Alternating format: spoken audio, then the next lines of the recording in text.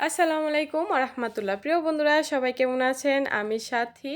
আলহামদুলিল্লাহ আপনাদের দোয়ায় আমি অনেক ভালো আছি। আরও একটি নতুন ব্লগ নিয়ে চলে আসলাম আপনাদের মাঝে। আজকের ব্লগটাও সকাল থেকেই শুরু করলাম। ঘুম থেকে উঠেই সকালের কাজে লেগে পড়লাম। তো আজকে সকালে ঘর পরিষ্কার করেছি, বিছনাটা গুছিয়ে নিয়েছি। গুছানো হয়ে গেলে এদিকে আমার মেশিনটাও পরিষ্কার করে নিয়েছি। আলহামদুলিল্লাহ সকালের কাজগুলো কমপ্লিট করে নিলাম। এখন আমার ছেলে মাদ্রাসা থেকে চলে আসবে, তাড়াতাড়ি করে ডিম ভেজে নিব।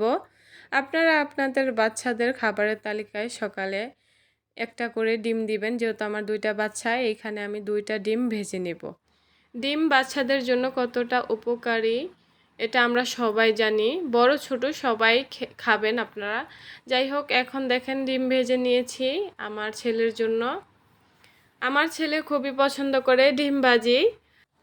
এখনও আমার ছেলে মাদ্রাসা থেকে আসেনি, তাই আমি চলে গেলাম। আমাদের বাড়ির ভিতরে একটা লাল পেয়ারা গাছ আছে, তো সেই গাছ থেকে আমি পেয়ারা পাড়তে চলে গেলাম। তো আলহামদুলিল্লাহ আমাদের পেয়ারা গাছে কিন্তু অনেক পেয়ারা ধরেছে।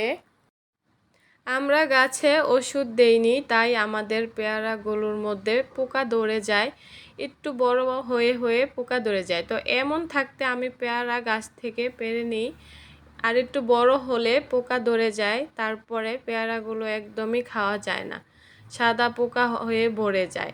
তো আলহামদুলিল্লাহ এই পেয়ারাটা ভালো ছিল, খেতেও খুবই অনেক মজা। আমার ছেলে মেয়েও খুবই পছন্দ করে। আমার ছেলে এখন খেতে চায় না, কারণ বৃষ্টি হওয়ার কারণে আমার মনে হয় পেয়ারার মিষ্টি কমে গেছে, মিষ্টি একটু কম লাগে, এই আর কি। এমনি তো আমার কাছে খুবই ভালো লাগে আমাদের গাছের পেয়ারা। আলহামদুলিল্লাহ লাল পেয়ারাগুলো, তো কার কার বাসায় লাল পেয়ারা আছে অবশ্যই আপুরা কমেন্ট করে জানাবেন। তো আমাদের বাসায় একটা গাছ লাল পেয়ারার, আরেকটা আছে সেটা হলো যেটা আমরা হাইব্রিড বলি, ওই পেয়ারা গাছ। তো ওই গাছেও পোকা লেগেছে, এই গাছেও পোকা লেগেছে। তো এবার যদি ওষুধ দিয়ে দিতাম তাহলে হয়তো বা পোকা লাগতো না। তো আলহামদুলিল্লাহ আবার যখন পেয়ারার সিজন আসবে তখন আমি নিজেই ওষুধ এনে তারপরে দিয়ে দিব, যেন পোকা না লাগে। পোকার কারণে এত মজার পেয়ারা খেতে পারছি না। তো পেয়ারা পাড়ার পরে আপনাদেরকে দেখাবো যে কতগুলো ভালো, কতগুলো পেয়ারা নষ্ট। এইদিকে দেখেন আমার মেয়ে পেয়ারা টোকায়া থুইতাছে বাড়ির মধ্যে, তো আমিও তুলে নিলাম পেয়ারাগুলো। অনেক পেয়ারা নষ্ট হয়ে গেছে, আমার খুবই খারাপ লাগে, কারণ এই পেয়ারাই অনেকেই খেতে পায় না। অনেক মানুষই লাল পেয়ারা খুবই পছন্দ করে। তো এইদিকে দেখতে পাচ্ছেন আমি লাল পেয়ারাগুলো, আমার মেয়ে তো বুঝতে পারেনি, তাই আমি বেছে নিচ্ছি। সে পচা ভালো সব একসঙ্গে রেখে দিয়েছে, তো আমি ভালোগুলো বেছে নিচ্ছি, পচাগুলোও বেছে নিচ্ছি। লাল পেয়ারা কিন্তু খুবই ভালো লাগে খেতে, এবং পেয়ারার মধ্যে অনেক পুষ্টি আছে, এটাও আমরা জানি সবাই। তো আপনারা সবাই খাবেন পেয়ারা বেশি বেশি করে। তো আলহামদুলিল্লাহ দেখেন অনেকগুলো পেয়ারা যখন নাকি আমি সব একসাথে রেখেছি, তো এই দেখেন অনেকগুলোই পচে গেছে, খুবই আফসোস হচ্ছিল।